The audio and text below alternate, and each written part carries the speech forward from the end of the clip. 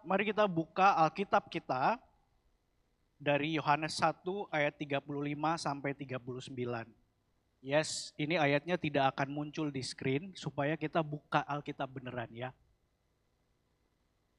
Sebenarnya karena telat nyetor aja sih. Kemarin saya baru ingat saya janji sama Daniel bahwa saya akan preach dari kitab Yohanes. Saya akan khotbah dari kitab Yohanes. Jadi kita sama-sama buka Yohanes pasal 1 ayat 35 sampai 39. Sudah dapat? Yang sudah dapat bilang let's go. Oke, ada yang belum? Belum semua soalnya. Sudah? Silakan dibuka Holy Bible-nya atau Glowing Bible-nya, nggak apa-apa. Alkitab saya glowing juga. Yohanes pasal 1 ayat 35 sampai 39. Pada keesokan harinya, Yohanes berdiri di situ pula dengan dua orang muridnya. Dan ketika ia melihat Yesus lewat, ia berkata, lihatlah anak domba Allah. Kedua murid itu mendengar apa yang dikatakannya itu, lalu mereka pergi mengikut Yesus. Tetapi Yesus menoleh ke belakang, ia melihat bahwa mereka mengikut dia. Lalu berkata kepada mereka, apakah yang kamu cari? Kata mereka kepadanya, Rabi, artinya guru, di manakah engkau tinggal? Ia berkata kepada mereka, marilah dan kamu akan melihatnya. Mereka pun datang dan melihat di mana ia tinggal, dan hari itu mereka tinggal bersama-sama dengan dia, waktu itu kira-kira pukul 4. Hari ini pesan Tuhan yang mau saya sampaikan untuk kita semua, Nutrai Bali, ibadah pertama, saya mau bicara tentang the freedom of following. The freedom of following. Kebebasan dari mengikut. Saya tahu mungkin judulnya agak kontradiktif karena freedom and following bukan dua hal yang sering dikaitkan satu dengan yang lain. Tapi just follow me. Ikut dulu, nanti saya akan jelaskan. Oke, yang pertama saya mau mengawali dengan nunjukin beberapa gambar. Sebenarnya saya mau curhat aja beberapa keresahan saya beberapa hari ini, bukan beberapa hari ini sih, saya sering resah aja di jalan gitu. Yang pertama yang paling kiri atas, ada yang follow nggak akunnya Bro Mintang? Agung Mintang. Ada yang follow? Nggak ada ya? Oke, saya ceritain tentang Bro Mintang. Beliau ada, ngikut ya, Olivia ikut ya. Beliau adalah warga biasa sih, warga biasa, punya mobil gede, Land Cruiser. Biasanya lewat Gatsu. Di Gatsu sering ketemu orang-orang yang kayak gini nih. Harusnya jalurnya sebelah sana, tapi mereka masuk jalur lewat sini gitu. Jadi dia karena mobilnya gede, dia mengklaim jalurnya sendiri, ditungguin sampai yang motor-motor ini kalau nggak mau lewat ya itu, maksudnya diterobos saja gitu. Jadi pada ketakutan gitu. Kenapa? Ini orang-orang pada ngambil jalur soalnya. Jadi dia nggak mau ngikut jalur yang sebelah sana, mau ngambil yang sebelah sini biar lebih cepat belok kanannya gitu katanya gitu. Jadi banyak orang mendukung Beli Agung Mintang ini karena ya gitu, mau ngasih paham orang-orang yang nggak ikut jalur gitu. Jadi ngikutin ini, nggak tahu senang aja. Account account yang apa ya seakan-akan menunjukkan ini nih orang-orang yang salah itu nggak ya cukup dengan begini aja ditunjukinnya. Oke? Yang kedua, ada nggak dari Anda yang pernah diresahkan sama ini nih orang-orang yang ngambil jalur? Nggak ada ya? Iya, kalau nggak mungkin Anda yang ngambil jalur. Bercanda. Oke, yang kedua ini nih. Saya tes dulu deh. Bapak Ibu Saudara, lampu merah artinya apa? Lampu hijau, lampu kuning. Makin gas katanya lampu kuning. Oke, ada beberapa yang makin gas, ada. Nah, ini di sebuah persimpangan lampu merah tandanya berhenti, harusnya berhenti di belakang marka jalan ya. Tapi saya nggak tahu sejak kapan di Bali jadi kayak gitu. Dulu saya lihatnya cuma di luar Bali, ternyata sekarang di Bali juga begitu budayanya. Nungguin lampu merah di depan marka jalan. Ya biar cepat aja sebenarnya, cuman I don't know guys, really? Gitu. Doa saya tidak ada orang Kristen di situ. Doa saya, mudah-mudahan ya, cuma mana tahu. Oke, gambar yang terakhir, ada yang familiar sama gambar yang terakhir? Di mana itu ya? Di bawah parkiran. Ada yang sering ngeliat aja, ngeliat aja. Ada yang sering lihat? Oke, tulisannya dilarang masuk. Ada yang, ada yang sering nerobos? Gak apa-apa, I'm not judging, gak apa-apa. Banyak mungkin yang lebih cepat muternya langsung di situ gitu aja ya. Biar cepet aja. Tapi sebenarnya ya bukan di situ beloknya. Beloknya tuh lurus dikit lagi aja, dikit lagi aja. Habis itu baru belok kanan gitu. Yang saya mau kasih tahu dari gambar-gambar ini sebenarnya pertanyaan aja, pertanyaan. Apa susahnya sih ngikut? Apa susahnya ngikut? Yang ini berdiri agak di belakang aja gitu. Yang itu juga ya nggak apa-apa lah, ya emang macetnya panjang sih, macetnya panjang. Cuman ya kalau emang jalurnya di sana ya nunggu aja gitu. Yang itu juga nggak usah dibahas ya, kasihan. Yang itu juga udah ngerti lah. Apa susahnya ikut? Pertanyaan itu. Karena sebenarnya suka atau enggak suka, kita semua ini pengikut.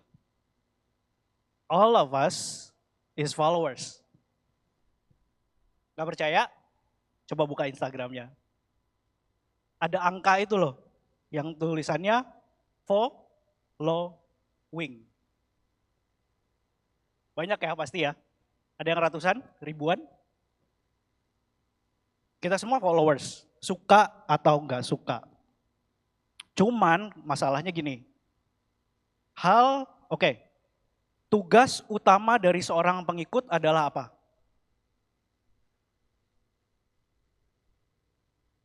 Wah, susah ya pertanyaannya. Tugas utama dari seorang pengikut adalah ngikut, as simple as that. Followers' main job is to follow. Tapi tidak semudah itu, Pulgoso. Ngikut itu nggak segampang itu. Problemnya adalah hal tersulit dalam menjadi pengikut adalah ngikut. Sedangkan pengikut tugas utamanya ngikut. Kenapa sih? Kenapa ngikut itu susah? Mungkin ada dari Anda yang bilang, enggak, saya bukan followers. I'm not a follower, saya bukan pengikut. Saya ngikutin kata hati sendiri aja. That's still a followers. Ngikutin diri sendiri. Dan mungkin ini alasan kenapa ngikut itu susah, karena sometimes yang paling gampang kita ikutin dan yang paling pengen kita ikutin itu cuma diri kita sendiri. Kita nggak suka aja kalau misalnya harus ngikut orang gitu atau ngikut aturan gitu. Karena aturan kan dibikin untuk bertobat kalau bilang dilanggar.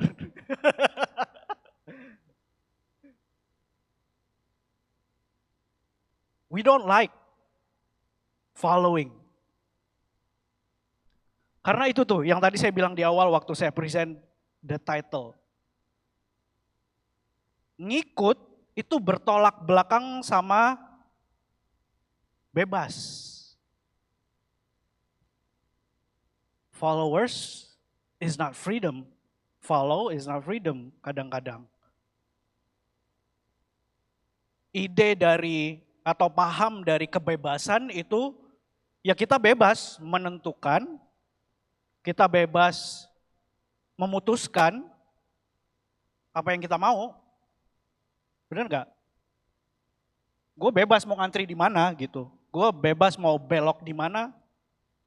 That's freedom, bebas. Udah paham masalahnya? Followers and freedom. Mengikut tapi juga bebas. Oke, saya tambahin ya masalahnya ya. Orang Kristen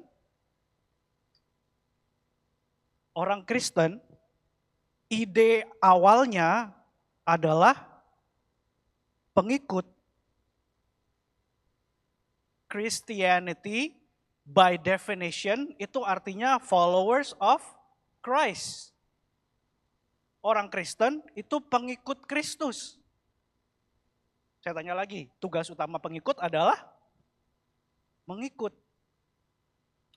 Tapi orang Kristen juga adalah orang-orang yang sudah merdeka dan dibebaskan di dalam Kristus. Nah, yo. Dua hal ini lagi nih. Follow and freedom.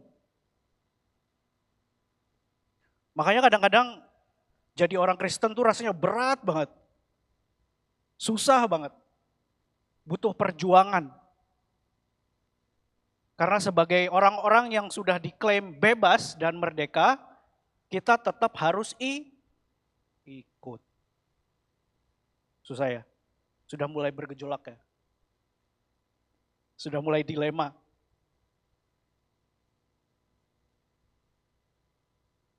Dalam Yesaya pasal 53 ayat 6, firman Tuhan katakan gini, kita sekalian sesat seperti domba, masing-masing mengambil jalannya sendiri.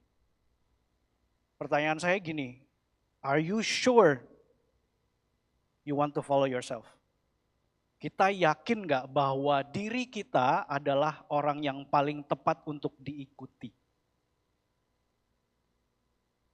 Ada beberapa yang mungkin punya kepercayaan diri yang luar biasa. Anda bilang, oh ya, every time I will follow myself. Saya akan selalu ikut diri saya sendiri. Me on the other hand, saya gak sepede itu sih. Saya tahu kelemahan saya. Saya tahu kalau setiap kali saya mau ikut kemauan saya sendiri, gitu. Jadi hari ini kita akan belajar bahwa mengikut Tuhan itu sebenarnya bukan beban. Harusnya bukan beban. Melainkan jalan untuk benar-benar merdeka. Jalan untuk benar-benar bebas. Bukan karena Tuhan mau membatasi kita, tapi karena justru dalam mengikut Tuhan kita bisa ketemu nih kebebasan yang sejati itu artinya apa. Sudah siap belajar? Ya. Ada beberapa poin yang saya mau jelaskan bahwa ada kebebasan dalam mengikut Tuhan. Ada hal-hal yang membawa dampak dalam kehidupan kita waktu kita follow in general, tapi juga follow God specifically. Mengikut Tuhan secara khusus. Yang pertama, fokus. Every time we follow, setiap kali kita ngikut, kita dibantu untuk fokus. Setiap kali kita ngikut, kita punya tujuan yang jelas. Kita punya sense of purpose yang jelas. Setiap kali kita ngikut, kita yakin bahwa kita nggak stay di satu tempat. Kita going somewhere, kita akan berjalan ke sebuah arah. Mengikut memberi kita kejelasan tujuan hidup. Kalau misalnya hari ini Anda ngerasa stuck, kalau misalnya Anda hari ini ngerasa, kok gue gak kemana-mana ya gitu dalam hidup. Maybe you just not following enough, mungkin Anda gak cukup mengikut.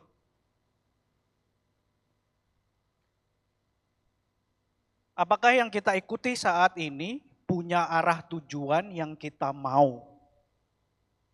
Khususnya kalau kita bilang, I'll just follow my own heart gitu. Saya ikut kata hati aja. Apakah jalan itu mengarahkan kita kepada tujuan yang kita mau? Kalau saya, if I have to follow someone to get somewhere, kalau saya mau mengikut seseorang yang berjalan ke satu arah, saya akan selalu pilih seseorang yang tahu arah tujuannya. Karena jujur aja kadang-kadang saya juga nggak tahu. Saya nggak tahu masa depan saya kayak apa, saya nggak tahu hari esok seperti apa. Jadi kalau saya mau follow someone, saya mau pilih seseorang yang tahu aja. Tapi hari-hari ini, sorry to say, banyak yang sok tahu. Gitu. Baik itu di sosial media, di YouTube, gitu. Jadi kayak kita, nggak usah kita lah, saya aja lah. Saya juga banyak follow orang di YouTube, di sosial media yang menurut saya mungkin dia lebih tahu gitu. Mungkin dia lebih tahu arah bisnis nih karena dia udah lama di bisnis gitu. Mungkin dia lebih tahu arah kerohanian nih karena dia lebih rohani atau gimana gitu. Banyak gitu, tapi ultimately pada akhirnya yang tahu kehidupan kita cuma Tuhan.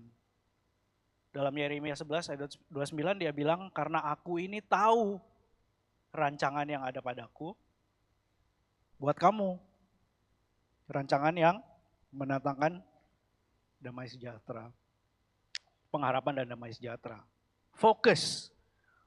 Following itu mengikut itu membantu kita untuk fokus, punya sense of purpose. Jadi make sure kita following the right person. Pada saat kita ngikut Tuhan, fokus kita benar, tujuan kita juga benar.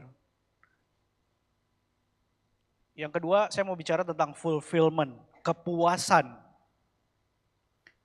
Ini nyambung lah sama fokus. Pada saat kita fokus, kita jadi punya arah tujuan, kita jadi pada saat kita melakukan sesuatu berdasarkan keputusan itu, jadi lebih puas aja.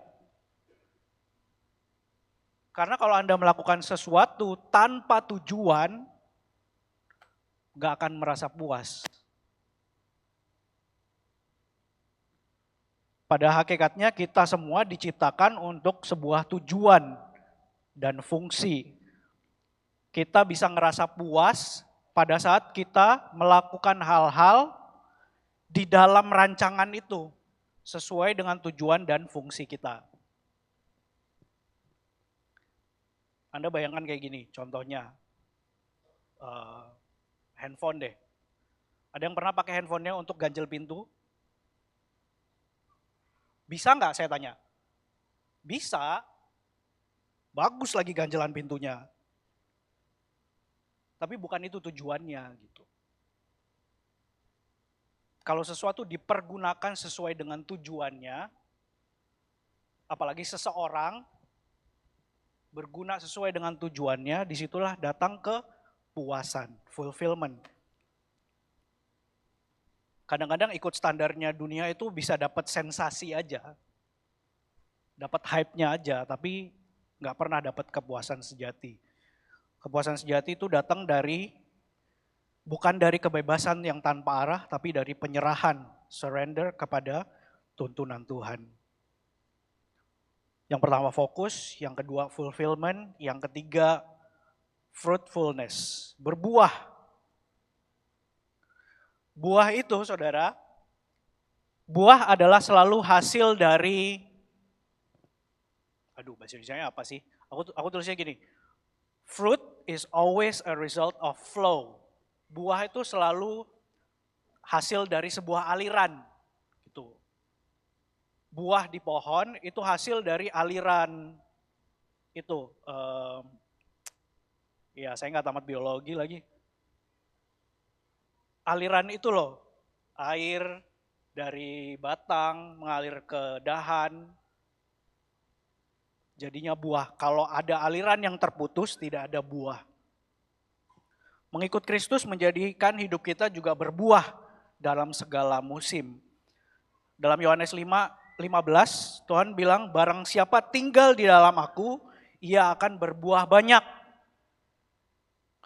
Jadi kehidupan kita hanya akan berbuah pada saat kita bersama dengan Yesus. Mengikut Dia. Ayat kita yang kita baca di awal tadi, ini cerita tentang bagaimana Yesus waktu merekrut murid mula-mula. Dia bilang di situ, Ajakannya Yesus adalah marilah dan kamu akan melihatnya. Mungkin di perikop lain kita sudah sering dengar bahwa Yesus bilang, ikutlah aku dan aku akan menjadikan kamu penjala manusia.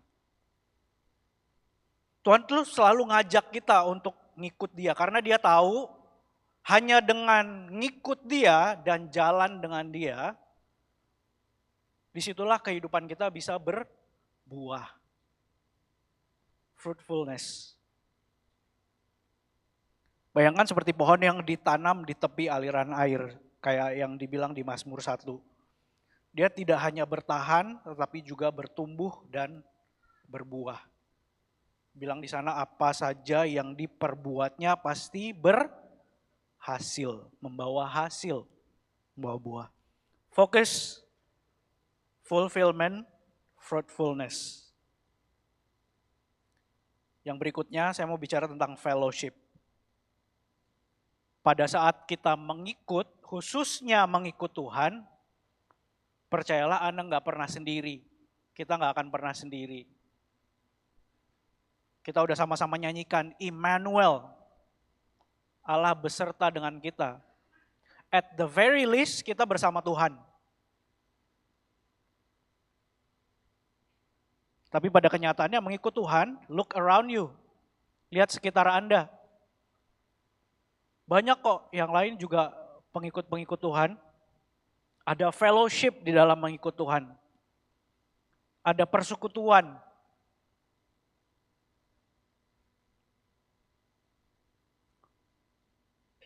Firman Tuhan katakan di 1 Yohanes 1, jika kita hidup di dalam terang, kita beroleh persekutuan satu dengan yang lain.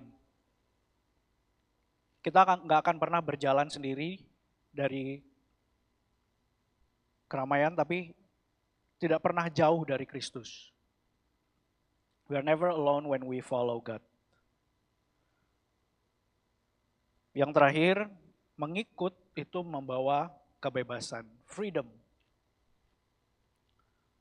Saudara, salah satu orang bebas itu pasti selalu ngerasa aman.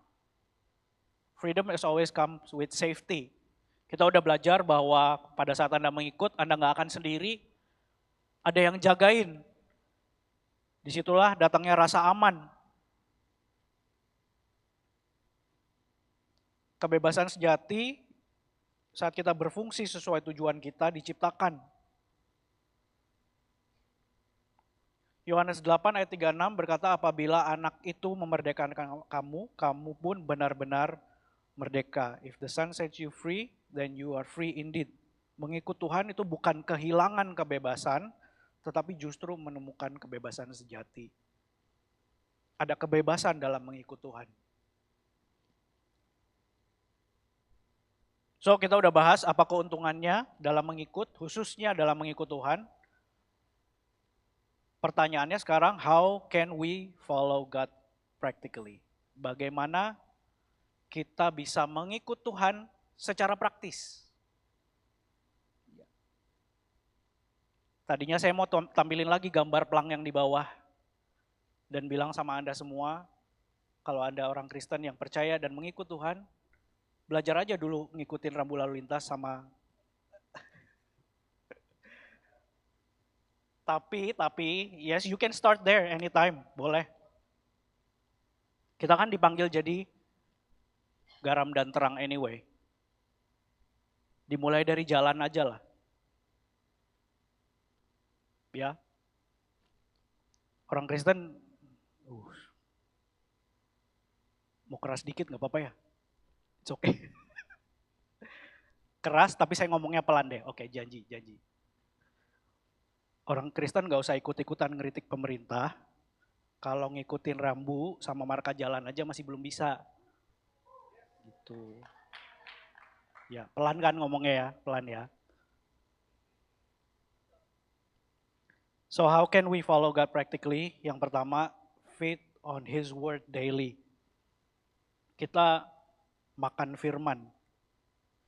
Matius 4 ayat 4 mengatakan manusia tidak hidup dari roti saja, melainkan dari segala firman yang keluar dari mulut Allah. Mulai dengan firman aja. Firman Allah adalah perkataan Allah. Kalau kita mau tahu bagaimana cara kita ngikut Allah, ya baca perkataannya. Biarkan firman Tuhan membentuk pikiran dan keputusan kita. Ini simpel-simpel aja kok stepnya untuk ngikut Tuhan. Yang pertama, feed on His word, baca firman. Yang kedua, follow His voice in prayer. Ikuti suaranya lewat doa. Jangan kehilangan waktu-waktu doa Anda. Tuhan Yesus bilang dalam Yohanes 10, dia bilang, my sheep listen to my voice. Domba-dombaku tahu suaraku. Doa itu bukan hanya bicara, tapi juga mendengarkan. Tanya sama Tuhan. Tuhan, hari ini apa yang harus aku lakukan? Tuhan, hari ini where do I go? Simple ya.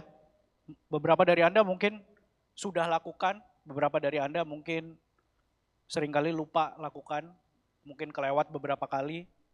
It's okay.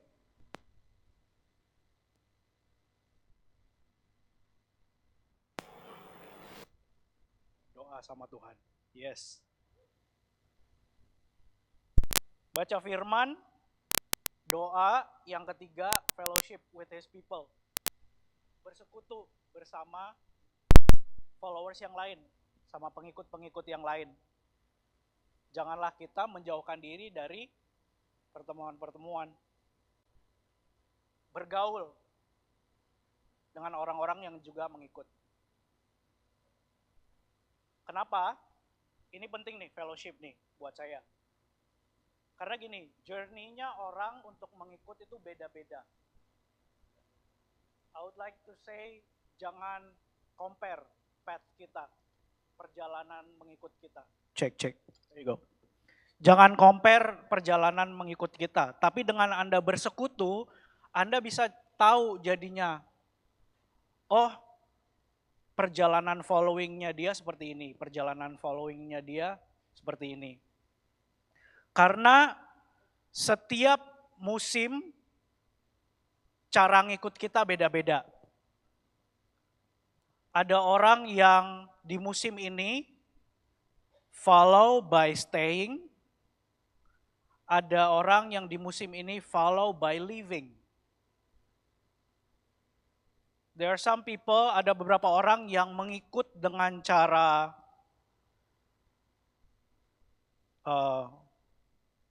ya tinggal di satu tempat, ada yang pindah ke sebuah tempat. Sama-sama ngikut. Gitu. Ada orang-orang yang cara ngikutnya adalah macam-macam ya, berbeda. Mungkin di season saat ini cara Anda ngikut dengan orang lain ngikut beda. Tapi what I want to say ini, don't compare our following path, karena kita berlomba di perlombaan yang berbeda. Ibrani 12 ayat 1 mengatakan gini, marilah kita menanggalkan semua beban dan dosa yang begitu merintangi kita dan berlomba dengan tekun dalam perlombaan yang diwajibkan bagi kita. Ada perlombaan yang Anda jalani sama diri Anda sendiri, not with other people. Tujuannya Anda bersekutu supaya Anda tahu ada season di mana orang mengikut itu seperti ini, seperti itu gitu. Jadi pada saat Anda di season itu, Anda juga ngerti gitu. Tapi intinya, seperti apapun season following Anda, stay following. Tetap ngikut. Saya mau pakai kesempatan ini untuk menjawab, ada beberapa yang nanya, mungkin Victor kemana aja? Kok baru khotbah hari ini? Udah setahun lebih kali ya. Kemana aja, Vic? I'm gladly answer that with I'm just busy following. Kemarin-kemarin itu saya sibuk ngikut. Saya ngikut, Tuhan arahin kemana, ya gitu. That was my season. Ada season yang followingnya aktif, ada orang-orang yang season followingnya pasif. Again, jangan compare ya. Ada orang-orang yang season followingnya, mengikutnya adalah berapi-api, ada orang-orang yang season following-nya menanti. Sama-sama ngikut. Cuma beda aja gitu. And don't blame yourself. As long as you are sure, selama Anda jelas bahwa di dalam season kehidupan Anda saat ini, Anda mengikuti. So, saya berdoa. Oh ya, tadinya saya ragu nih, message-nya aman kan ya? Oke.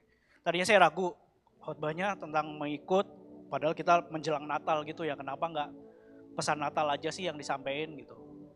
Tapi tahukah Anda, cerita Natal bisa jadi cerita yang luar biasa, indah, karena penuh dengan orang-orang yang ngikut setiap karakternya. Coba Anda bayangkan, kalau misalnya Maria pada saat ada malaikat datang ke rumahnya dan bilang, kamu akan mengandung dari Roh Kudus. Dan Maria bilang, oh enggak, kata hatiku enggak berkata seperti itu. I'm not gonna follow. Gimana cerita Natal kita? Ada Yusuf yang mengikut dan bilang, oh iya, tunanganmu udah hamil nih.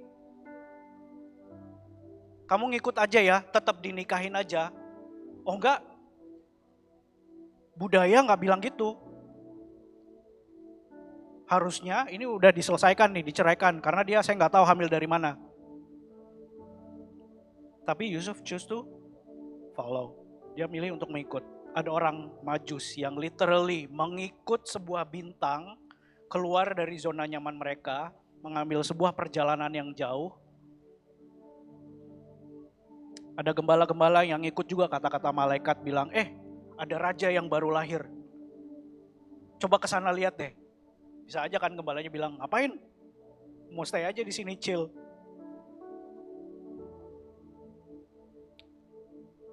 Terus terakhir ada Yesus yang benar-benar ngikut plannya Allah Bapa. Dia ikut rencananya Tuhan. Kamu turun jadi bayi ya. Bisa aja kan dia langsung turun superhero landing gitu, langsung jadi juru selamat. Tapi dia bilang kamu turun jadi bayi ya. Benar-benar jadi manusia. Terus dia bilang, siap ngikut. Cerita Natal itu become impactful karena karakter-karakter di dalamnya ngikut apa yang menjadi rencana Tuhan. Dan ini yang menjadi doa saya.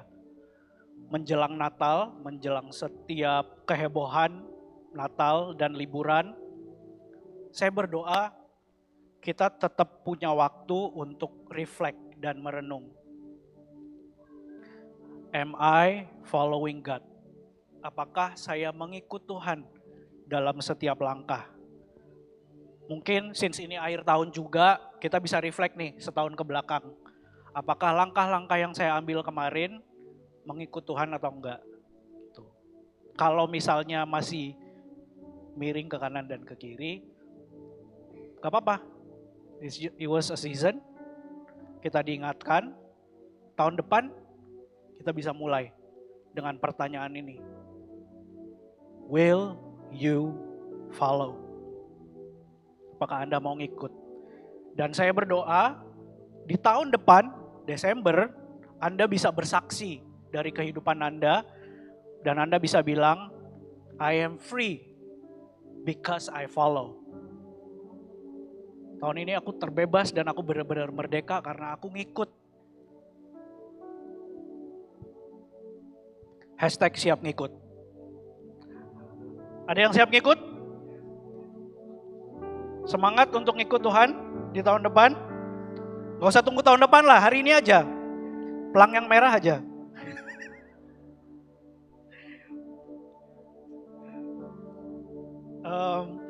Yuk kita bangkit berdiri yuk. Saya akan tutup ibadah hari ini.